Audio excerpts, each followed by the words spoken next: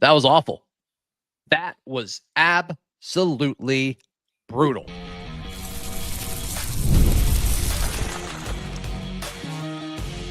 You are Locked On Auburn, your daily podcast on the Auburn Tigers. Part of the Locked On Podcast Network, your team every day. Yes. Welcome on into Locked On Auburn, your daily Auburn Tigers podcast. I'm your host, Zach Blackerby. And thank you so much for making Locked On Auburn your first listen every single day, or your second listen, or your third. This is our third show that we've put up today. The other two are more fun than this one that we are about to do. I'm Zach Blackerby, Darrell, Dapprich, Montgomery radio legend, hanging out with us. Auburn loses to Michigan, 102-72. I would love to come on here, Darrell, and I think you would too, to talk about how great Michigan is and how impressive they looked. But that's not the story we care about. What we have to decipher and what we will learn in time, and we can take a guess at it right now, is this, was this a single issue where Michigan just looked incredible, a night where they could do no wrong, a top 10 team that couldn't miss, and they were physically imposing, and it was a matchup problem? Or is this a big picture issue where all of a sudden every fear that we had about the roster construction, about size being a question, or man, we're going to run into teams that are bigger than us and it's just going to be a problem? Is it those fears coming to life, Darrell? That to me is the biggest question from this game. And we can take stabs at it, but to me, like, the fears coming to light is the big concern in this. It's the $1 million question. And I don't think, time will tell. It will play itself out. I think that what you don't want to do is overreact to one game that Michigan played probably the game of the year. I will say that when we go back and look at this game, it'd be hard pressed to find a game that Michigan will play any better. Now, did Auburn contribute to some of that with the way they played? Perhaps. So it's the perfect storm, Zach. Michigan played. They're a very good basketball team. I expected them to win this game. In fact, I predicted and told people they would win this game probably double digits because of their size, their experience. But let's be honest, man, they threw up some shots. One hit the backboard and stuck at the back of the rim and dropped through a three. I mean, they hit tough shots. It's their night. Everything they shot went in. It's one of those nights that it's like they are living in a dream. Okay, so that happened. But on the flip side, if Auburn just plays decent and you run into a buzzsaw like that, you lose by 10 or 15, right? Because Auburn played so horrifically embarrassing. And just, it really was. It was an embarrassing performance. They should be ashamed and embarrassed with the way they played. They should. The effort, they got bodied, they got bullied, they got pushed around. Some of them looked like the moment was too big. The bugaboo of, I don't know how hard it is to recruit kids to shoot free throws. They missed 17 free throws. Now, in a game like this, you could have made 6 or 7 more of those. 15, still not great. Still would have made a difference, right? Right. So, but at the end of the day, is this just in a vacuum? Is this just Auburn having one of those games where nothing? But that's what we got to see.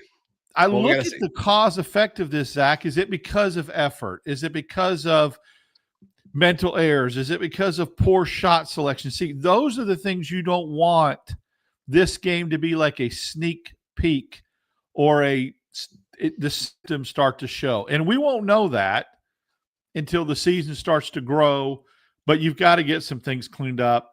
Absolutely. Yeah, I mean, early on, it looked like we had no shooters on the team. I mean, even Tahad was leaving stuff feet away from the rim. Like, how are we just off by that much? Field goal percentage, Auburn shot 35% from the floor, which is unbelievably bad. Michigan shot 51%, which is solid. But then, the free throws, 55% to 82%, which is insane.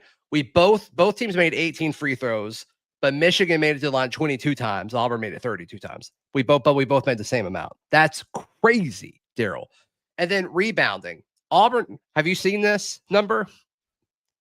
Auburn got out-rebounded 51-35. Second chance points. I mean, you just got bodied over and over and over again. Bodied is the word. Like, there was no pushback. No pushback. It's like you were okay with it. Those are the things I'm talking about, Zach, the underlying issues of why the game turned out this way that could be concerning. Are they symptoms of a bigger problem? I'm not going to overreact and say they are. Yeah. We'll see. But when you look at missed free throws, you looked at poor shot selection, you look at 19-3 assists, how they got out rebounded. All those things, they didn't close out defensively a lot on open shooters. They got bodied, second chance points. I mean, you couldn't draw up a worse scenario in a basketball game. Yeah, it was awful. It was awful. That's what we need to keep in perspective. Yeah, sure. But you're going to face other teams like this quickly with Purdue, Arizona. I mean, NC State's a pretty good team. So they're going to get a chance to redeem themselves soon, for sure, which is nice, which is good. Or it could be bad. It could be bad if they don't do it. But Darrell, where are you? Stephen Pearl is getting a lot of criticism right now. Yeah. First big loss. How much of this do you put on him? Say, yeah, you're not prepared. Shot selection was bad. Guys not making their shots. You're not boxing out. Discipline around the rim, not great. And how much of it is, I think a lot of this is a roster limitation thing. And I don't know how much of that we should put on him. Well, I think the roster limitation thing is the key. Bruce said during his commentary, very revealing, the Yox kid that's everything from Michigan that transferred from UAB Auburn offered him $1 million, and he said it didn't even warm him up. Bruce Pearl said that on the air.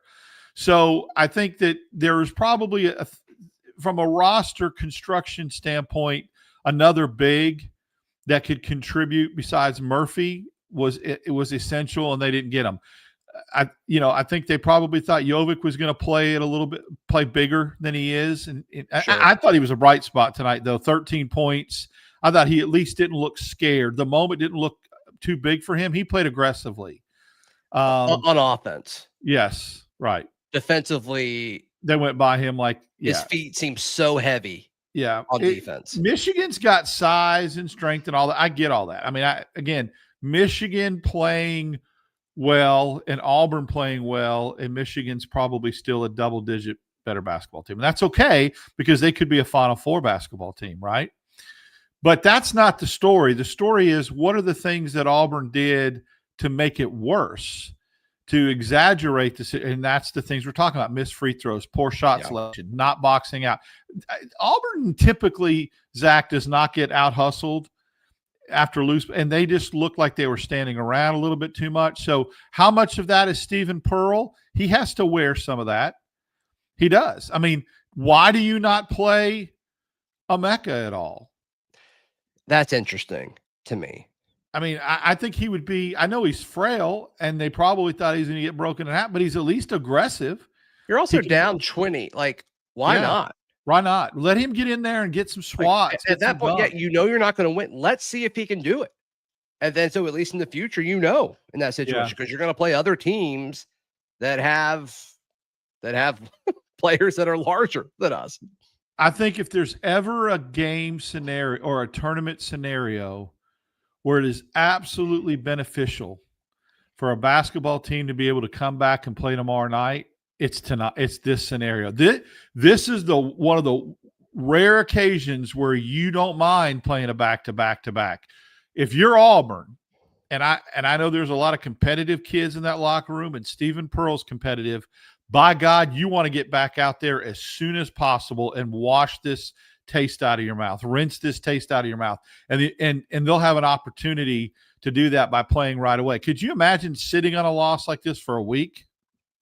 No. Because if you go out and take care of business tomorrow, you leave Vegas going 2-1. And it's a whole. I mean, I get it. Do we know who we play tomorrow yet? Is that out there? I don't think so. I don't know. They got to do. We have to wait for other games to finish. Yeah, other games, and they got to recalculate and do all this kind of stuff, which is another whatever to this tournament. Tonight is the first time Michigan has scored 100 points against a ranked opponent since March. You want to guess the year? March 1989, 1990, against Loyola Marymount, who had a really good team that year. That was the Hank Gathers, Bo Kimball team. How about that? Man, that's embarrassing. See, that's what I mean. There's a difference between getting beat and then getting historically beat. But Auburn's done that to a lot of teams over the last 2 or 3 years, and I think it's shocking the way it all happened. I would have thought that Auburn would have come out in the second half and closed that gap and responded better. They didn't. Michigan actually widened their lead a little bit, I think. I think Michigan ended up winning by 30, and they were up 28 at halftime. So there's a lot. I mean, people talk about in the industry flushing games like this, washing them off, all the cliches. And you really have to, because the turnaround time is really quick. You let this have a residual effect, Zach, and you can end up looking really bad tomorrow too. Against, I don't know. Again, I'd be interesting to see time and who they play. Is it San Diego State? Is it? Yeah, which San Diego is not a state; it's a city. But, but yeah, you're right. A few other I want to talk about some other guys specifically that we haven't talked about yet, because I do think it's worth mentioning. That's next right here on Locked On Auburn. Today's show brought to you by our friends at FanDuel. FanDuel is America's #1 sportsbook. Auburn a 5.5-point underdog in the Iron Bowl on Saturday. If you feel like the Auburn Tigers are going to keep it close or win outright, FanDuel needs to be your destination right now. New customers on FanDuel, you can bet $5. You get $300 in bonus bets and to use throughout the app. Why not? Why not? Check them out. Go to FanDuel.com to download the app today. FanDuel, the official sports betting partner of the NBA. Today's show also brought to you by our friends at Game Time. Game Time is the best place to buy tickets. It doesn't matter if it's for Auburn football, Auburn basketball. The NBA is obviously happening right now. We've used them for concerts. We've used them for everything. So download the Game Time app. Use promo code LOCKEDONCollege. Get $20 off your first purchase. Swipe, tap, tickets, go. Download the Game Time app today. Thank you so much for hanging out with us, making Locked On Auburn your first listen every single day as we recap Auburn's brutal loss to Michigan, 72-102. Tahad Pettiford looked better from three, went 4 of 6 from three, and that was pretty much all of his points. 4 of 10 shooting for Tahad, and some of the shots early, just like they weren't close. And so I wonder what all's going on there. And then I kept waiting for more from Keyshawn Hall, and 4 of 11 from the floor. Got to 15 points because he made, he shot 7 free throws, made 6 of them. But these big scoring numbers, they're still not doing it efficiently. And that's, in a game like this, is going to add up. This is going to sound like an excuse, and I'm not making an excuse. It's cause and effect. I think part of that with Tahad and Hall, they put Burnett on Tahad, who's a 6'4", muscular Adonis specimen. Yeah. And I think it's very tough to shoot over somebody like that. And then he's also very quick, so you can't blow by him. Remember, Tahad's game is he can pull up and beat you with the 3, but he's also really good at putting it on the floor, the little dipsy-do move. And then Hall's a slasher and hitting a 3. So if the shots aren't falling from the outside and you revert to, okay, I got to get to the rim to score now, that ain't working against Michigan. Their guards are big, their forwards are massive, and their center, albeit a statue, a lurch, but he's big and he clogs the middle. So you're not going to get those slashing baskets. Auburn was fortunate, Zach, I'm just going to say this straight up, that they got to the line 33 times. Sure. I mean, that's attacking the rim. So you normally get to the line 33 times. You figure you should get 23, 24 points out of that. That's significant. They didn't because, again, they're missing free throws. But Michigan defensively is going to give a lot of people problems because their guards are big and physical. If you can hit threes, if you can knock down threes, you can beat them because their size inside doesn't do anything. But if you're shooting it at 20% from 3-point, it ain't gonna happen because you ain't going to the rim, and you ain't doing it with 3 assists either. Overton offensively struggled early, and that seemed to take him out of his game totally. He's one of those guys that can really help you with defense, rebounding from the guard position. He's one of the best on-ball defenders, and it seemed like, I don't know, do you have the stats pulled up? What did he end up with from a 2 points? Yeah, 0 for 5. He missed free throws early and he missed shots early, and I 2 think for 4 from the charity took stretch. him completely out of his game for other things that he does to help the team. And you can't do that. I mean, you can't allow. I mean, Lindsey Crosby can relate to this. If you go 0 for 4 at the plate, you can't let that. You can't take that with your glove out to the field. In basketball, it's the same way. If you're not playing well offensively, you can't allow it to affect your rebounding and you guard. And I think it did with Overton. And that's surprising because he's such a veteran. He's a guy, though, that I would really. You can't have your starting 2 score 2 points. That's true. I mean, yeah, that's not what the 2 stands for when you say starting 2. Correct. But he's a guy that I think I would be really surprised if he didn't bounce back strong tomorrow. Yeah. He's got that mentality. He's tough. Murphy kind of had some stretches where he played really well, I thought, too. I mean, there was about a 7 to 8 minute stretch. I mean, he ended up with double digits, didn't he? Murphy got 12. Yeah. I mean, so he played pretty well in stretches. Murphy has been a better offensive player than I expected him to be. I've been pretty critical on him. He's been solid. The issue, I think, that the fan base, somewhat the fan base and how they're going to react, and we may do the same thing, is down the stretch when we keep playing teams that are big, he's going to look like he's getting beat down low like he did tonight. I don't know if it's entirely his fault. Like, I don't think he's perfect from like a footwork standpoint, but I also that's not who he was when you got him out of the portal either.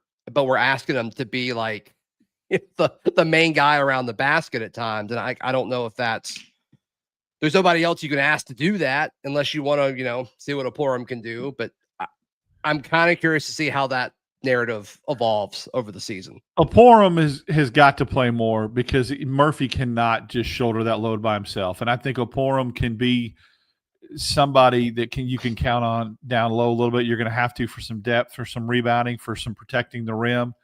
The problem is you're going to have to go back and scheme defensively what it is to cover up your weaknesses. I mean, that's what your job is as a coach, to find the right defense to get in, to not expose your weakness. And if you are struggling to rebound the basketball and you're giving up a lot of offensive rebounds, Chris Webber, I shook my head. I know he played in the NBA and I know he knows a lot of basketball, but what he said goes against everything I've ever learned about if you're in a zone, you're susceptible to giving up a lot of offensive rebounds. And that's not how I've always seen it, or I was taught, or I've heard other top-level analysts say, is because in a zone, you just body somebody and you're boxing out and you should be able to get rebounds. I mean, that's what play zone. Exactly. That's what it's there for. When you get beat to spots when you're playing man, if your man's bigger, stronger, faster, that's when you give up offensive rebounds.